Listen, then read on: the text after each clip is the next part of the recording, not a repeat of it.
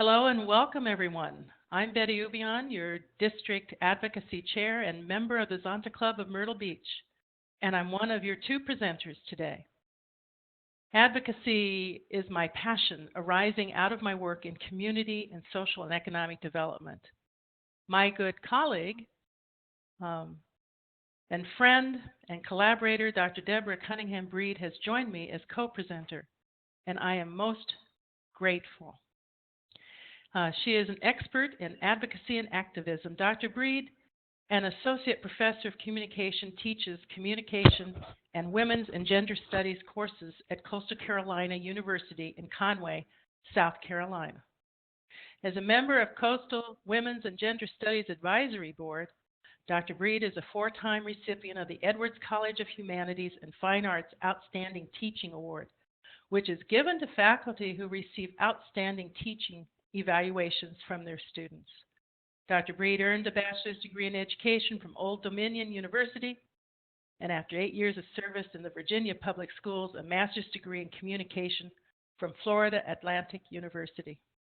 She earned a doctorate in communication from the University of South Florida, where she was a co-recipient of that university's Arthur Bochner Outstanding Doctoral Student Award.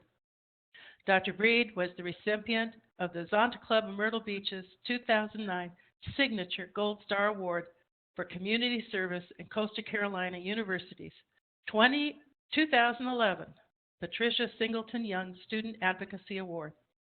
She continues to advocate against gender violence in our community, our state, and across our nation.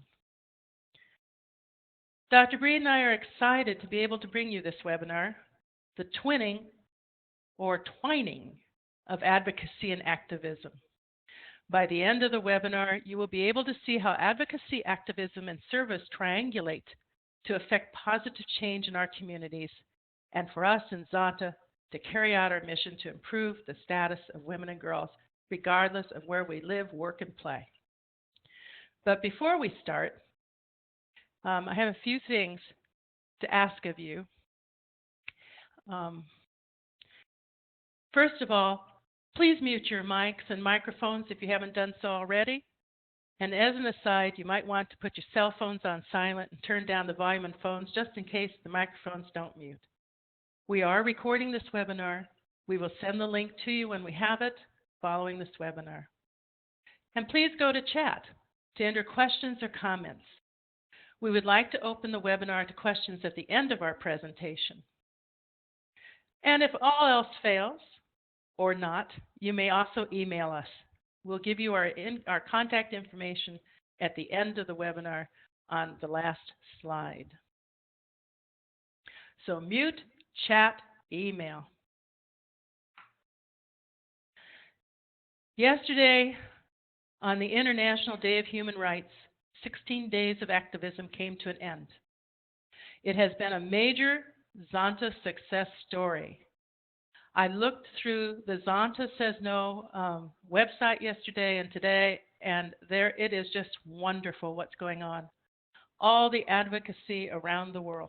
So please visit Zonta Says No website at zontasaysno.com. But wait a minute, because 16 days has come to an end doesn't mean that our work has. Zonta Says No is year-round. Zonta Says No to violence against women and girls has really only begun. And with that, let's get started with the webinar. This is the twining, that is the braiding, dovetailing. I thought I clicked on it, sorry. There we go. The twining of advocacy and activism.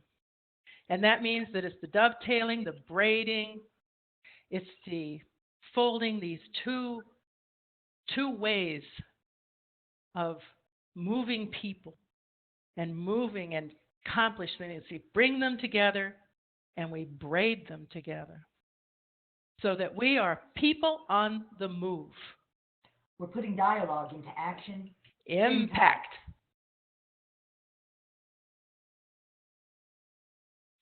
So what is advocacy? Well, it's an expression of support for or opposition to a cause, argument, or proposal. Advocacy may include influencing laws, legislation, or attitudes.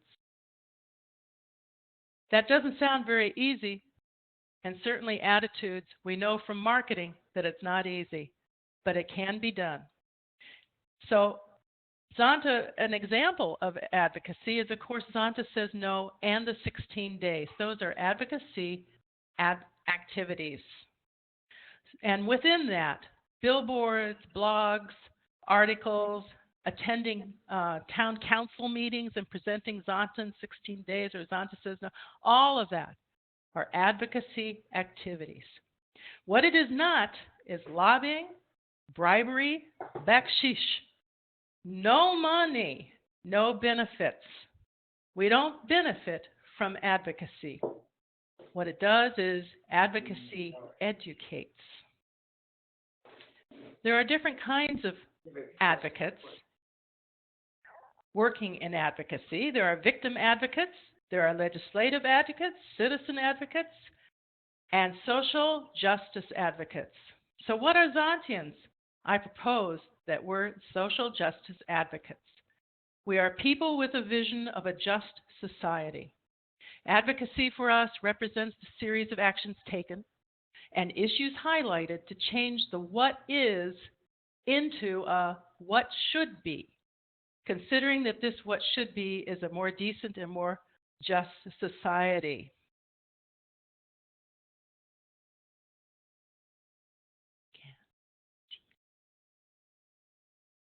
And given that, Zontians take a stand.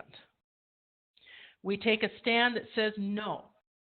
And no is a complete sentence. So we say no to violence against women. And as Zontians, then, we stand on X, which marks that stand to end violence against women. But the question still begs, is advocacy enough? Activism is advocacy in action. This is when you take the passion, the skills, and the motivation to bring about social justice, to actually make social justice happen. Social justice advocates activate.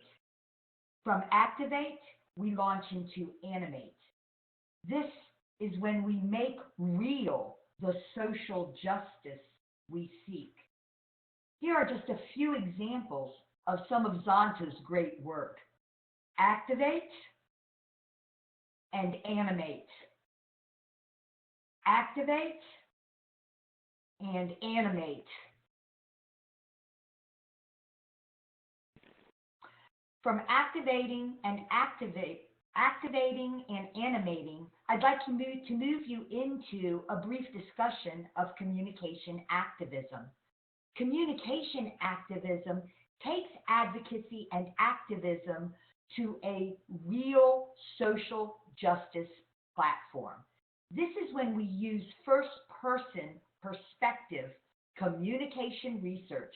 So we use the I, we use the thou, we use our narrative souls and direct them toward the solving of significant social justice issues.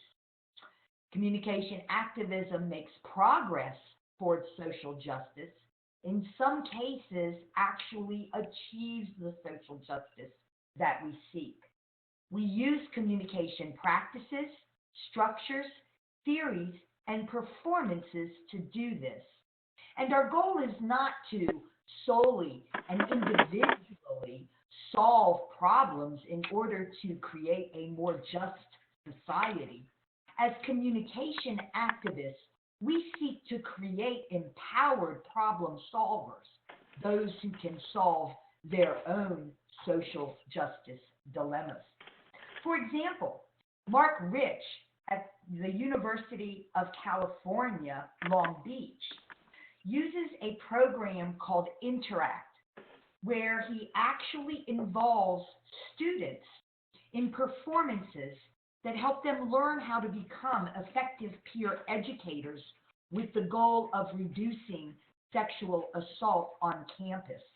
Mark's program has met with significant results. In my own work here at Coastal Carolina University, I teach a class called Communication Activism.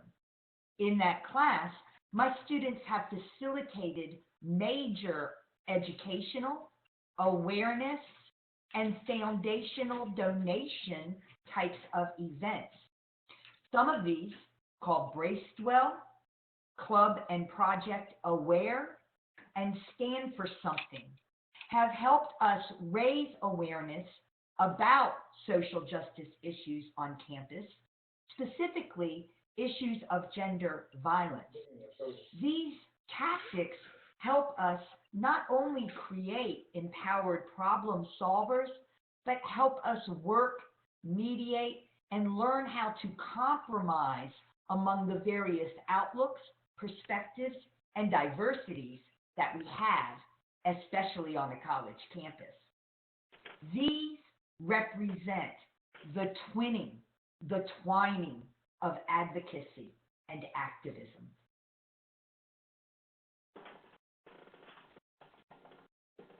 Violence against women is one of the major forms of violence that Zonta has worked against. These social justice activists see a need for change, improvement, and motivation. They're driven by their passion, ardent to share facts. They're motivated. They want to be understood more widely. They're led by a vision for a better future. And they don't just look at this as a type of North Star, as a goal that sometimes seems distant and far-reaching. These social justice activists work toward a vision for a better future. So what we're going to look at as social justice activists and social justice advocates is our Zonta Says No to Violence Against Women campaign. And we're going to start out by looking at what is violence. How can we possibly change and create a world of nonviolence towards women and girls and anybody if we don't know what violence is? So let's take a look at this, and I want you to visualize a wheel. And it's not a wheel of fortune, it is a wheel of abuse with 5 spokes of abuse: verbal, emotional, physical, negligence, and economic abuse. Some of the ones that we work in Zonta and elsewhere that we need to eliminate are these, as they are listed: domestic violence, intimate partner violence, sexual assault, rape, sexual exploitation, stalking harassment, street harassment, which is rising, workforce inequalities, child brides and bride dowries, female genital mutilation, and slavery trafficking. These violent crimes are not isolated. Where there's one, there's usually 2 or 3 others going on. So a woman is traumatized again and again and again by different types of violences. So what can we do about that? Well, if we eliminate one, such as intimate partner violence, then most likely it's going to affect sexual assault and rape. So we eliminate the others. So we look at the broad one. And we take a look at what Zonta Says No, exactly what it is, because it is an active campaign. It does not manage conflict, so it does not manage the violence. And conflict is violence, whether it's a disagreement all the way to war, whether it's in our households, neighborhoods, communities, our nation. Zonta Says No is on the positive side of it. It is a breaker. Zonta Says No is about conflict transformation.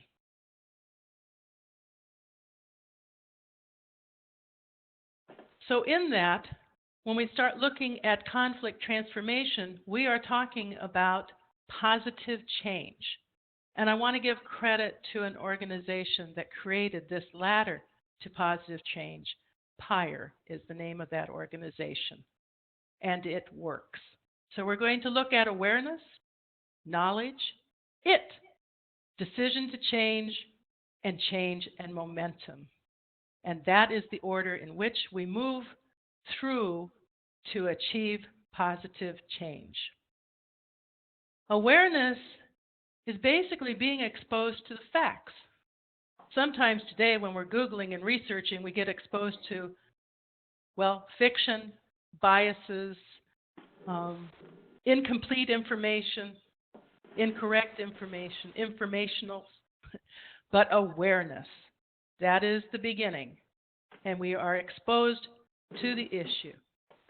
Knowledge deepens that awareness and turns it into real expertise, and we begin to be able to discern fact from fiction.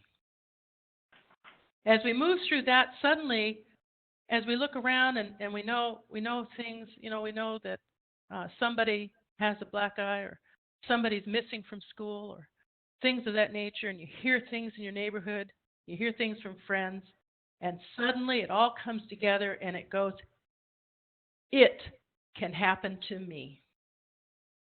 That is the aha moment. That's the light bulb moment. That's the moment when we say, yeah, it can happen to me. At that point in time, we haven't made a decision and we haven't decided to change. But we are making the decision that possibly we need to make the change. And we decide then to take action. And we have the good intentions to take action. Sometimes we don't. This is when advocacy and activism begins to intersect.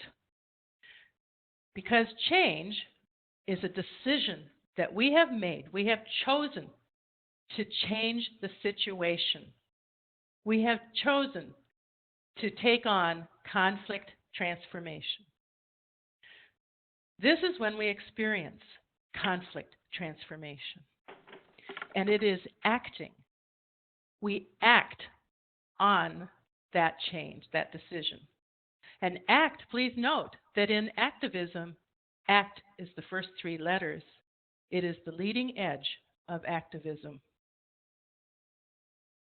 Then we finally reach that moment of momentum. That's when we maintain the positive change. We're getting the feedback. We have resistance to the barriers we had way back when we were in that awareness and knowledge, and we're making the decision, do we make a change now or not? And we keep it going. So we maintain the change and keep it moving forward. This is for anything. This is for a group, for an individual, anything that we need to do. So let's take a closer look at some of these rungs on this ladder. Awareness and knowledge. I like this from William Wilberforce. You may choose to look the other way, but you can never say it again. But you can never say again that you did not know.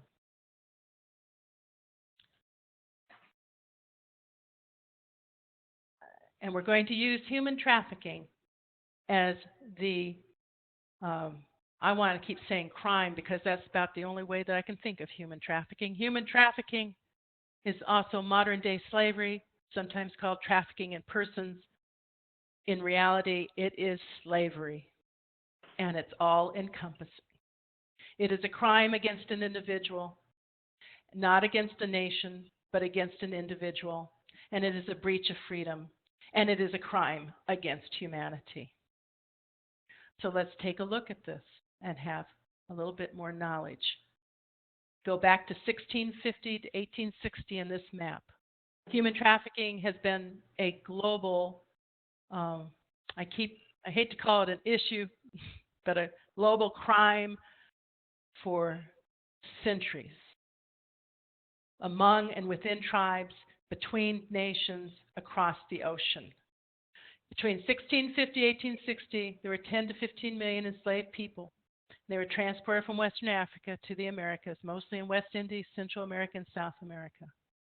Doesn't seem there's a lot of people, particularly for the small populations of the world at that particular time. But it is global. and it is still global. This is from an earlier time in 2007, this next map. And what it shows are actual pipelines of traffickers bringing in victims from various areas, and look where the arrows point right into the U.S.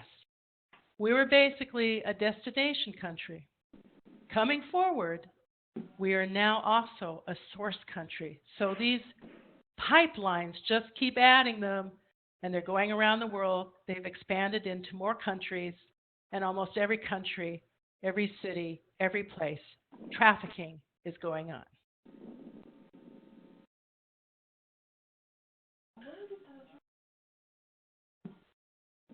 But it's something to say that with all the movies, articles, TV programs, blogs, meetings, events, and billboards, including Zonta Club activities, the public is aware, much more aware today than it ever has been.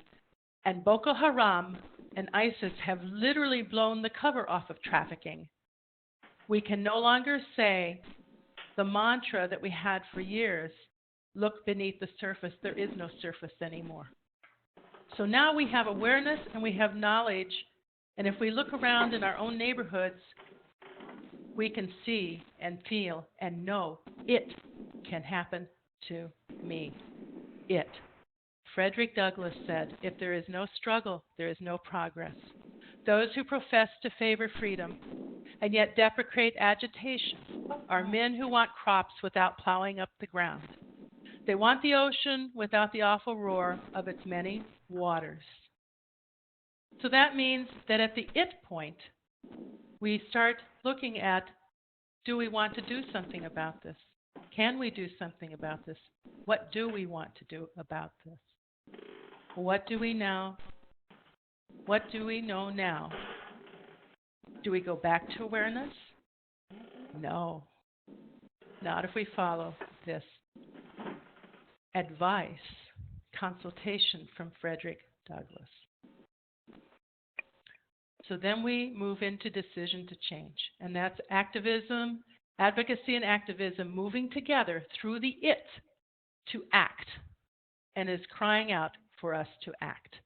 They just rammed into one another to effect change and act. So how do we then transform conflict and end violence against women?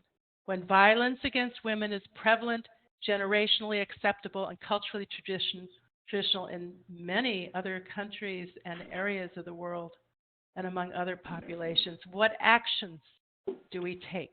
What can we do? Many times we get that question, I want to do something. What can I do? Well, what can we do to make this happen? Welcome to the World Cafe. World Cafe is a technique that's been widely used across the globe in effectuating social change in a variety of contexts.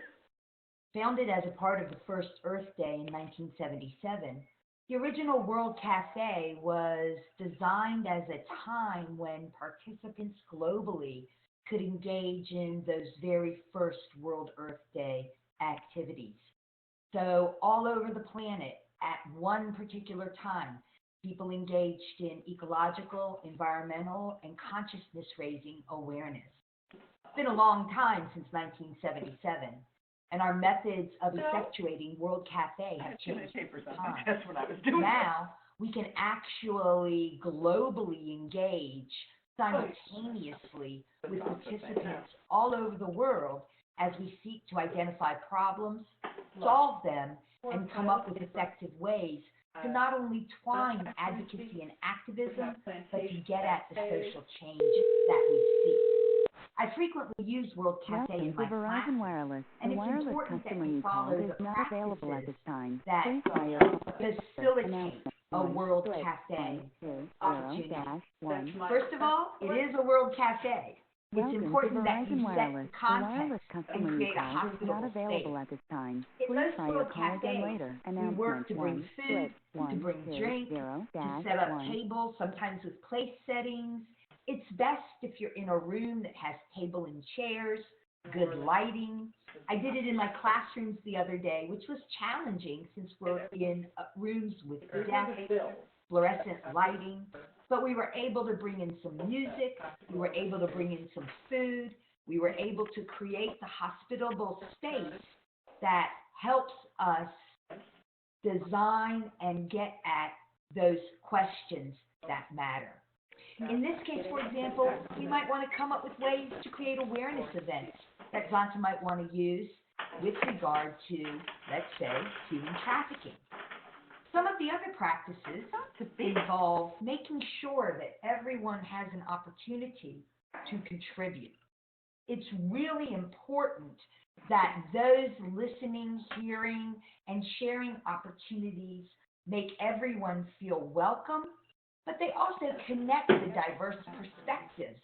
World Cafe is ideally suited for finding commonalities among very different kinds of people. You listen together for patterns and insights, and you record all of those interactions on a variety of different mechanisms. Some folks like to use laptops. I actually like to have my students or my workshop participants doodle on tablecloths or place settings so that they're able to record while they're also creating and sharing. I then like to collect those doodle sheets, post them, make them available for everyone to see, and use them for the purposes that I then want to go on to facilitate, whether that's brainstorming events for that human trafficking awareness event that Zonta members might want to be planning, or in my case, perhaps to get at a particular concept, advocacy issue, or activism tactic that I'd like my students to be able to share with. The harvest are the amazing discoveries that emerge. Betty and I have done multiple World Cafe workshop settings, and we remain amazed at the ideas, the innovations, and the creativity that come forward. I know, I'm looking for a piece of paper with receipts. No, about six. The World Cafe book and all of these techniques and practices are available to you at www.theworldcafe.com. I think you'll find those offerings quite delectable. There'll be a receipt for OPT. So we're at the moment of ACT. None of these are, no. Okay, I need to have everybody mute your microphones, please. These weren't receipts, they were pieces of paper. At ACT, this is when advocacy and activism intersect and all its force. And we ask, where do I begin? And we ask, where do you want to begin? From the beginning? And yes, it starts with a question. I filed it and like something. Because in the connect, the question never fails. What did you just file? Do you maybe pick? And we have a united front complete to move into our advocacy, activism, and service when those three actions triangulate. I saw you sitting with Zonta Clubs to International works to end violence against women through advocacy and service. And this is where they are intertwined, forever linked, and globally.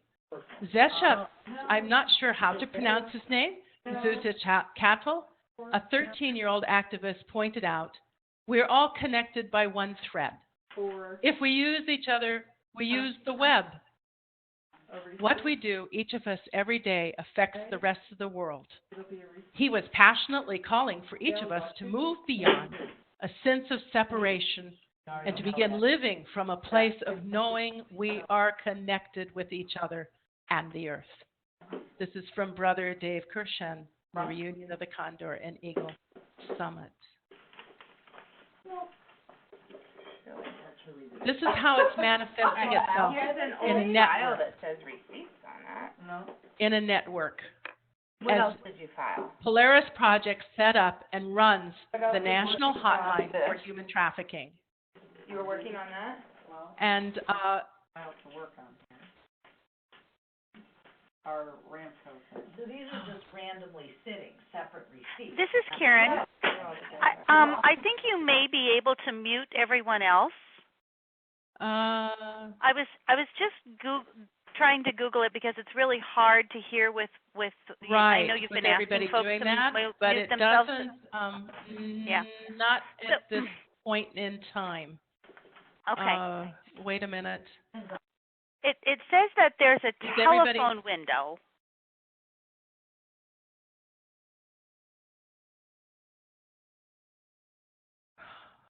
Yes. So the National Human Trafficking Hotline and the Global Modern Slavery Network, which is new, is one of the ways in which we have all connected on the matter of human trafficking, the crime of human trafficking. Polaris Project with Thorn have set up this Global Modern Slavery Network, which is linking all the hotlines and text code hotlines, referrals and resources together around the world, so that when a tip comes in or a lead comes in or a request for referral comes in, it can go to the right place almost in nanoseconds. It's going to be absolutely it's going to be absolutely tremendous and incredible. So this is when advocacy, activism, and service all came together as a united front. So what does it take? Well, it takes us. It takes just one person, just one. And who is that person? You. And Deb and I will say it again. You. One voice, one person, and that's you. It begins with each of us, and we are all you. Thank you very much. If you have any questions, again, we can go on chat. We can take questions through email, and our contact information is right here with Deborah Breed and my contact information. By all means, email us. Let us know your thoughts. If you have any questions, we'd be happy to answer them. Let me see. I can put it back on. Unmute.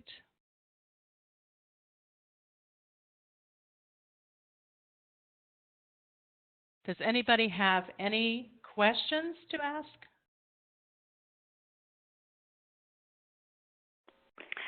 This is Karen. Can you hear me?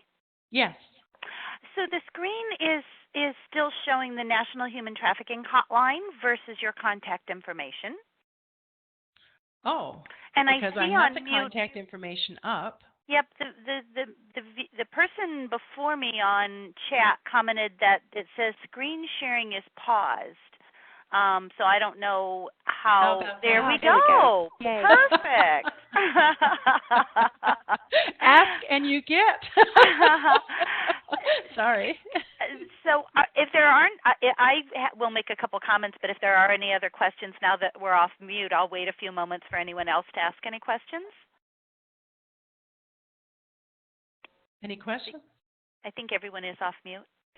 I am off mute. I actually sadly joined late. This is Lynette. Hi, Lynette. I don't really have too many questions, but okay. Well, I will say this is the first Join Me presentation we've offered to the group, so I know we had a little learning curve, but I thought it was phenomenal, and I thank you for treading these waters and being our first person to do so. Our entire advocacy team and the expanded South Carolina team has just been amazing, and it just brings tears to my eyes, the work that you all are doing. So from the bottom of my heart, thank you, thank you, thank you. I will comment, I went this week to a presentation by Teresa Flores. I think she told us that she was the first American victim to write a book. So I'm not certain if that's true or not. I've not read any other nonfiction books by American victims, so it may be true.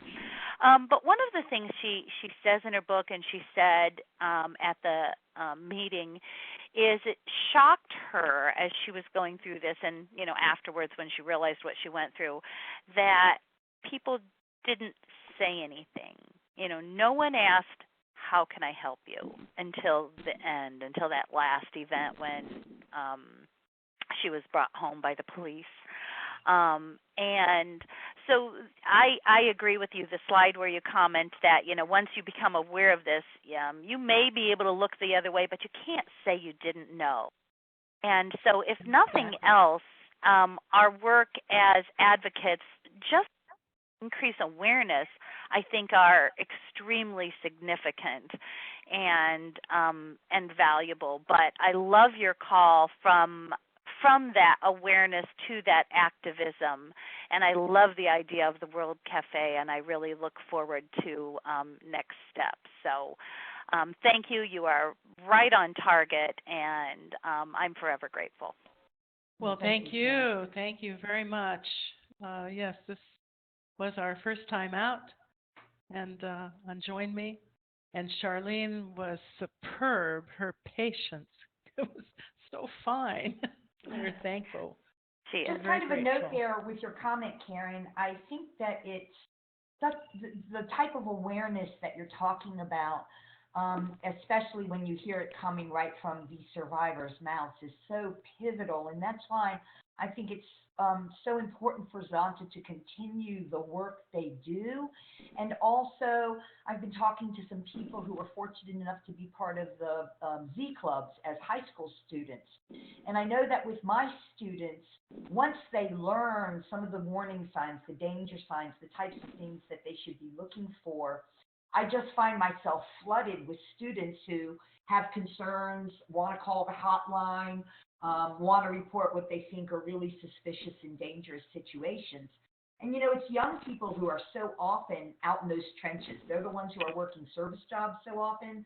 They're the ones who are in apartment buildings where they're often neighbors to some victims and survivors. And so I think that type of awareness is such a pivotal key to being able to join advocacy and activism. Because as you said, if you don't know what to look for, you simply don't even see any of these things. And it breaks my heart to hear a survivor say, nobody asked me how if I needed help. And I think if we were able to ask those questions much earlier, we'd have more survivors and not so many victims. You know what I mean? I do know what you mean, and that is one of the most rewarding things, is to see how many younger people are becoming involved, and again, I'll go back to Teresa, just because it's something recently that I just had the opportunity to see her again, and she's done a new introduction to her book, and she talks there about she'll be at a soccer game or wherever, and people say, "Oh, what do you do?" And she's like, "Well, I talk about slavery, or I talk about human trafficking," and they're like, "Oh, you mean like in India?" And she's like, "No, here in America." And so here.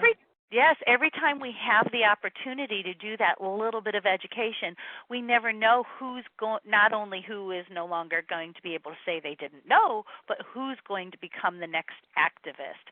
And especially with young people, or who knows a situation. I remember our very first seminar, and we had a victim identified at that first seminar. So it could be a victim or someone that knows of a victim. So the opportunities are endless. I see another question there on chat. Oh, it looks like you did just answer it. Thank you, Betty. Thank you, Wendy, for asking. Yes, one thing, I work with several victim survivors, and they're at varying degrees of vulnerability. And many of them want to hold victim survivor roundtables, because they want to get their word out. These are the ones that are willing to present and talk about their experiences, and definitely they ask for help in various ways. Most of them are a little bit aligned with our Zonta International president. She is right on when she says a lot of our time and effort perhaps needs to be put into prevention and education. And I have to say that the victim survivors are one after another exactly involved in prevention education and in many entrepreneurial ways. And I'm talking about victim survivors in the U.S. and all the ones I know are U.S. citizens. They are Americans. I think that's really important to a lot of victims' kind of process towards survivorship as well. I mean, a person who's endured this type of crime has had so much taken away from them, and I think probably sometimes the most heartbreaking thing that's been taken away is voice. And so for them to again have access to voice, to be able to speak their experiences and use them to speak truth to power, I think is a transformational survivorship step. And I see that with so many survivors of a variety of different types of violence, but especially with trafficking issues. Mm-hmm.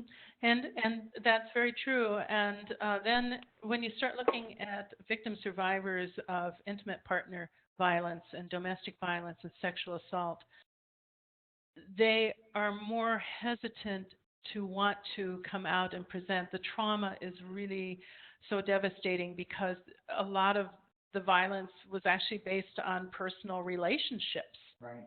And that makes it more difficult.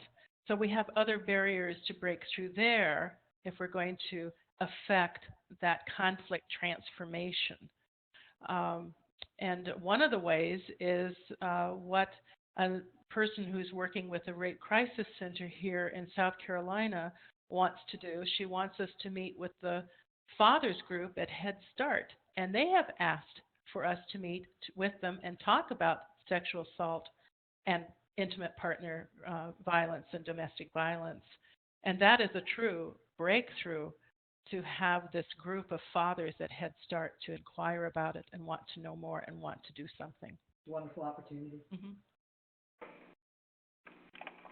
Yeah, Anybody else? Involving men is really important.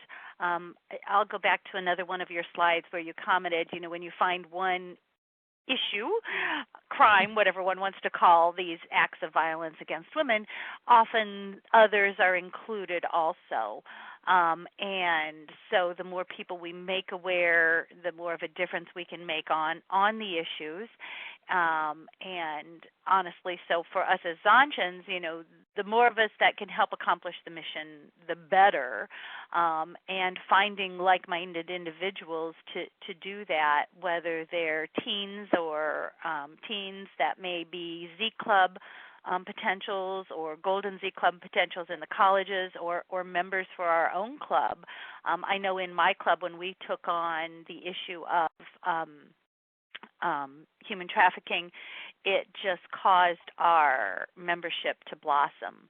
And so it's really when the community saw, wow, what they're, this is a huge opportunity. I didn't know about this issue that they're dealing with, and I want to be a part of this now. So it helped us just do so much more work. And certainly, like us, it seems like we live in a large area in South Carolina. I live in Myrtle Beach area. But in reality, it's quite rural.